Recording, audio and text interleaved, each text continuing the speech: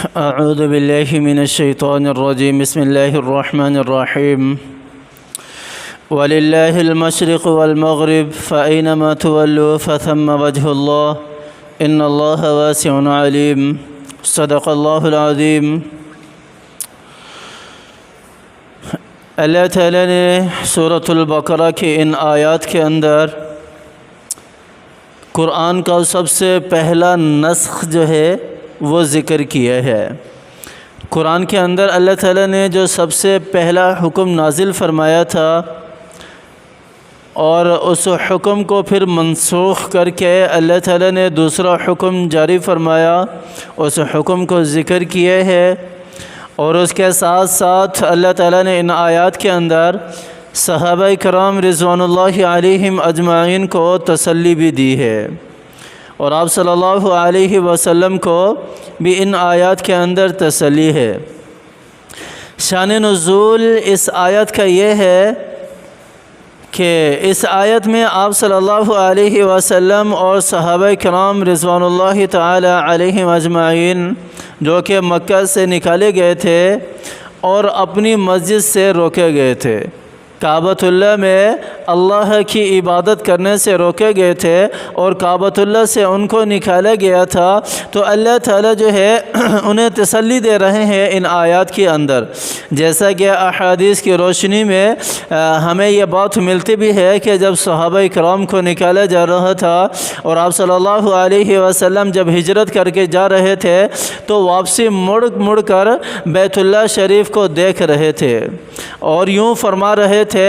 کہ ہمیں آپ سے الگ کیا جا رہا ہے، اگر ہمیں الگ نہ کیا جاتا تو ہم آپ کو کبھی نہ چھوڑتے،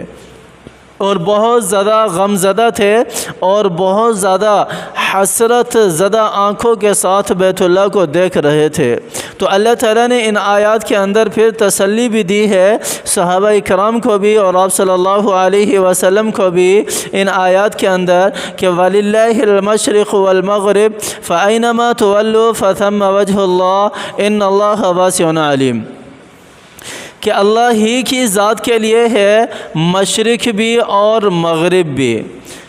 مشرق بھی اللہ ہی کا ہے اور مغرب بھی اللہ ہی کا ہے، چاہے تم مشرق کی طرف منہ کر کے نماز پڑھو یا مغرب کی طرف منہ کر کے نماز پڑھو، اللہ ہی کو سجدہ کرنا ہے، اللہ ہی کی عبادت کرنی ہے، اللہ کے سوا کسی اور کی عبادت تو کرنی نہیں ہے، تو یہ سارا کا سارا اللہ ہی کا ہے۔ اور اللہ تعالیٰ نے یہاں پر اس حکم کو نازل کیا، لیکن اس سے پہلے اللہ تعالیٰ نے پچھلی آیتوں کے اندر کیا ارشاد فرمایا، ما ننسخ من آیت او ننسها نأتی بخیر منها او مثلها الم تعلم ان اللہ علی کل شیء قدیر۔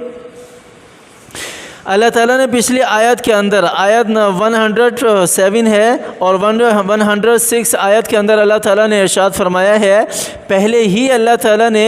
اس بات کو بتا دیا کہ اللہ تعالیٰ اگر کسی حکم کو منسوخ کرتے ہیں تو اس کی جگہ پر اس سے اچھا اور بہتر حکم اللہ تعالیٰ لے کر آتے ہیں۔ کسی عبادت کو اللہ تعالیٰ اگر ختم کر رہے ہیں تو اس کی جگہ اللہ تعالیٰ بہتر عبادت لے کر آ رہے ہیں، تو یہاں پر پھر اس کو ذکر کر دیا اللہ تعالیٰ نے یہاں پر نا وَلِلَّهِ الْمَشْرِقُ وَالْمَغْرِبُ فَأَيْنَمَا تُوَلُّوا فَثَمَّ وَجْهُ اللَّهِ۔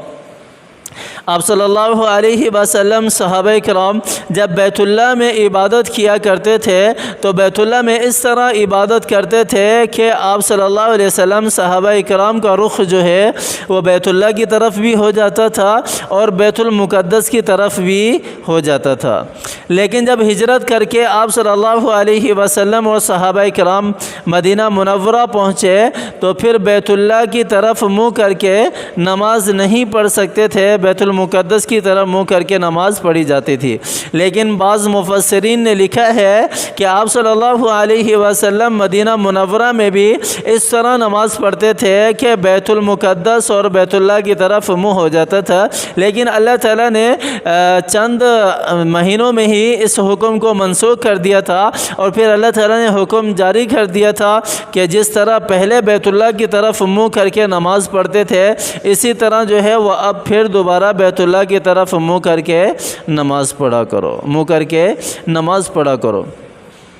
اور یہی وہ حکم تھا، یہی وہ حکم تھا جس کے اوپر یہودیوں نے، عیسائیوں نے اعتراض کیا تھا، اور کیا کہا تھا آپ صلی اللہ علیہ وسلم سے آ کر کہ یہ تمہارا کس طرح کا دین ہے، یہ تمہارا کس طرح کا ایمان ہے، یہ تمہارا نعوذ باللہ کس طرح کا قرآن ہے، یہ تمہاری نعوذ باللہ کس طرح کی کتاب ہے، کس طرح کا اللہ جو ہے وہ تمہیں حکم دے رہا ہے۔ پہلے تمہارے اللہ نے کچھ حکم دیا کہ تم بیت المقدس کی طرف منہ کر کے نماز پڑھو، جس پر یہودی بھی بہت زیادہ خوش ہوئے اور عیسائی بھی بہت زیادہ خوش ہوئے، کیونکہ بنی اسرائیل کے اندر جتنے بھی انبیاء علیہم السلام گزرے ہیں ان سب کا بیت اللہ جو ہے وہ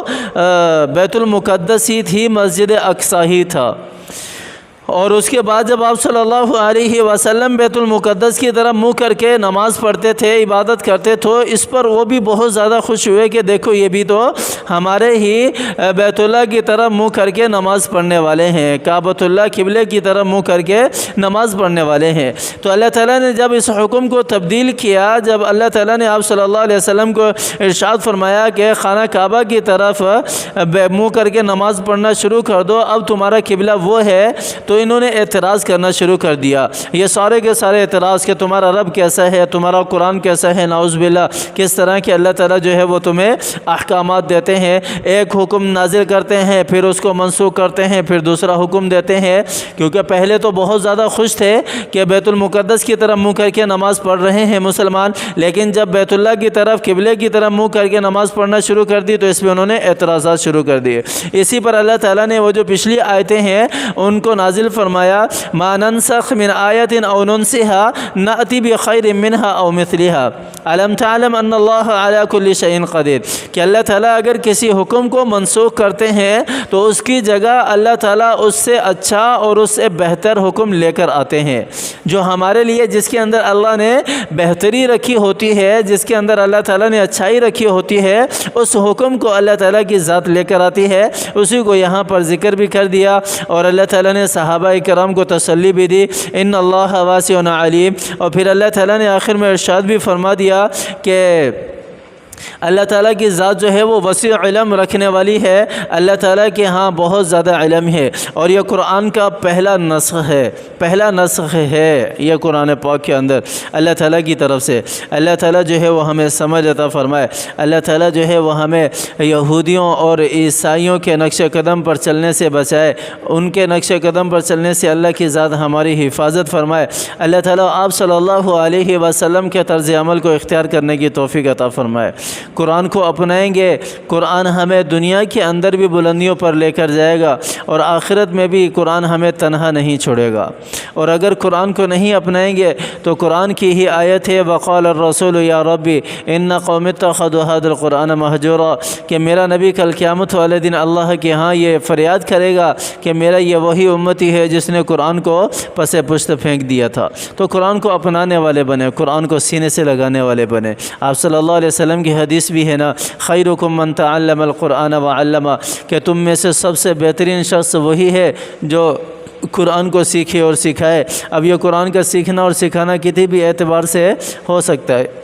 میرے لیے بھی، اپنے لیے بھی دعائیں کیا کریں، اللہ تعالی ہمیں ہدایت کے راستے پر چلنے کی توفیق عطا فرمائے۔ اور جتنے بھی ہمارے مسلمان بھائی بیمار ہیں ہمارے گھروں میں، مجھے بھی، میرے پیاروں میں بھی، جو بھی بیمار ہیں، جس مرض میں بھی مبتلا ہیں، اللہ تعالی ہمارے سب پیاروں کو صحت یابی والی زندگی دے، عافیت والی زندگی دے۔ اللہ تعالی ہمارے جتنے بھی عزیز، جتنے بھی پیارے اس دنیا سے گزر چکے ہیں، اللہ تعالی سب کی کامل مغفرت فرمائے، سب کو جنت الفردوس میں اعلیٰ مقام عطا فرمائے۔ اللہ تعالی ہماری دعاؤں کو ان کے حق میں قبول و منظور فرمائے۔ اللہ تعالی ہمیں آخرت کی تیاری کرنے کی توفیق عطا فرمائے۔ دنیاوی ذلت و رسوائی سے اللہ کی ذات ہماری حفاظت فرمائے۔ اللہ کی ذات نے جس طرح اب تک ہمارے عیبوں پر پردہ رکھا ہوا ہے، ہمارے گناہوں پر پردہ رکھا ہوا ہے، اللہ کی ذات سے سوالی ہیں، امید رکھتے ہیں کہ اللہ کی ذات ہمارے آئندہ بھی اسی طرح ہمارے جتنی بھی لغزشیں ہیں، نافرمانیاں ہیں، ان کو پردے پس پشت ہی رکھے۔ اللہ تعالی ہمارے عیبوں کو ظاہر نہ کرے،